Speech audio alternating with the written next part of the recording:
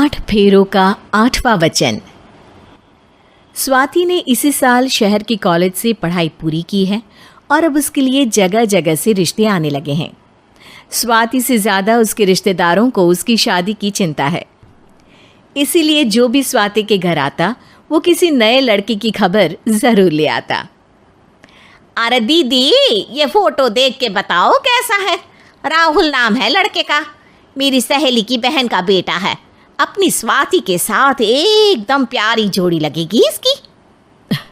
ज़रा दिखाना, फोटो तो बढ़िया लग रहा है।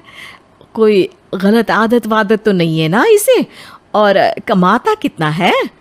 अरे कोई गलत आदत नहीं है दीदी, आप कहो तो एक मीटिंग करवा देती हूँ, फिर सब कुछ फाइनल कर लेना। हाँ, ये सही कह रही हो तुम।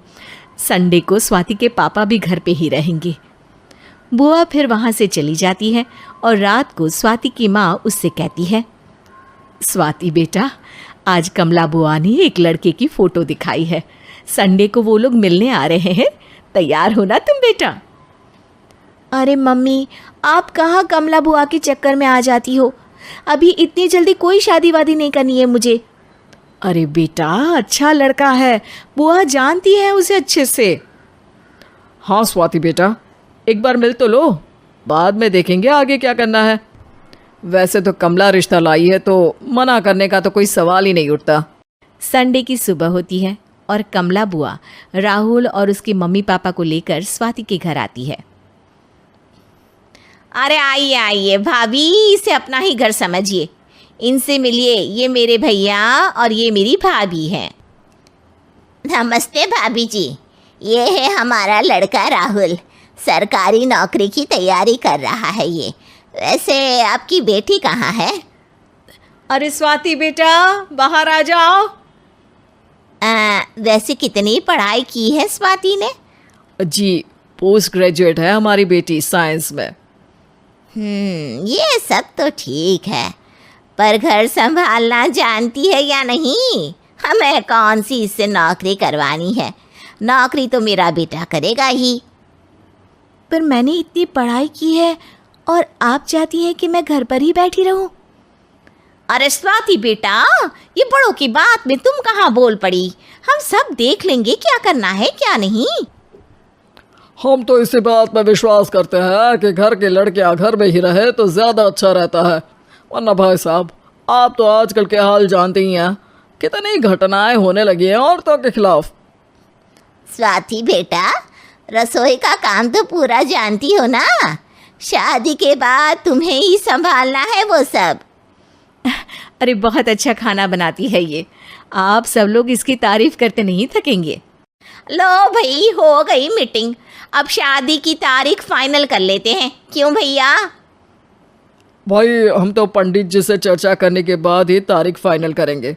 सालों से हम उनकी बातें मानते हुए आ रहे हैं। लड़के वाले और कमला बुआ की बातें सुनकर स्वाति एकदम नाराज़ हो जाती है और उसे लगने लगता है कि शादी के बाद उसे घर पर ही बैठना पड़ेगा। लेकिन घर वालों के आगे उसकी एक नहीं चलती और उसे शादी के लिए हाँ कहना पड़ता है। शादी का दिन आ जाता है और सब मंडप में जमा होते हैं। अब फेरों का समय हो गया है, अब कन्या अपने वर से 7 वचन मांगेगी। आप किसी धार्मिक आयोजन में जाए तो मुझे भी ले जाएंगे। आप मेरे माता पिता का भी बराबरी से सम्मान करेंगे, हमेशा मेरा साथ निभाएंगे। आपको दोनों परिवार की जिम्मेदारियां बखूबी निभानी होगी। हर ज़रूरी बात में मेरी भी राय लेंगे। आप सभी गलत आदतों से दूर रहेंगे। आप मेरे अलावा किसी और औरत से कोई गलत संबंध नहीं बांधेंगे। ये 7 वचन पूरे हुए, वर क्या तुम्हें ये सारे वचन मंजूर है? जी हाँ पंडित जी, मैं सारे वचन अच्छी तरीके से निभाऊंगा। अरे वाह वाह, बढ़िया तरीके से सब काम संपन्न हो गया। तो इसी के साथ विवाह संपन्न हुआ और आज से ये दोनों पति पत्नी हुए। 1 मिनट पंडित जी, अभी एक वचन लेना बाकी है। अब कौन सा वचन है बेटा? मैं अब हमेशा के लिए किसी दूसरे घर में जाने वाली हूँ, तो पति के अलावा मैं अपने सास ससुर से भी एक वचन लेना चाहूँगी। अब कहो बेटी। मैं ये चाहती हूँ कि मुझ पर किसी बात की कोई पाबंदी नहीं लगाई जाएगी। मुझे सब कुछ करने की आज़ादी होगी और मैं भी विश्वास दिलाती हूँ कि मैं एक अच्छी बहू बन के दिखाऊंगी। स्वाति की बात सुनकर उसके सास ससुर एकदम चौंक जाते हैं और कुछ बोल नहीं पाते कि उतने में कमला बुआ बोल पड़ती है। अरे बेटा, ये भी कोई कहने की बात है? रानी बन के रहोगी तुम तो। वचन देने से पहले सोच लीजिए, क्योंकि शास्त्रों में वचन ना निभाने वालों के लिए नरक से भी बदतर सजा लिखी है। स्वाति की चालाकी से वहाँ मौजूद सब लोग प्रभावित हो जाते हैं और लोगों में बदनामी ना हो जाए, इस कारण स्वाति के सास ससुर को उसे वचन देना पड़ता है। अरे कैसी अपशकुन वाली बातें कर रहे हैं आप पंडित जी। हमें मंजूर है बेटा तुम्हारी शर्त। स्वाति अपनी समझदारी से अपनी बात अपने ससुराल वालों से मनवा लेती है और खुशी खुशी राहुल से शादी कर लेती है। अब से हर शादी में मैं खुद 8 वचन दिलवाऊंगा। ओम मंगलम मंगलम मंगलम।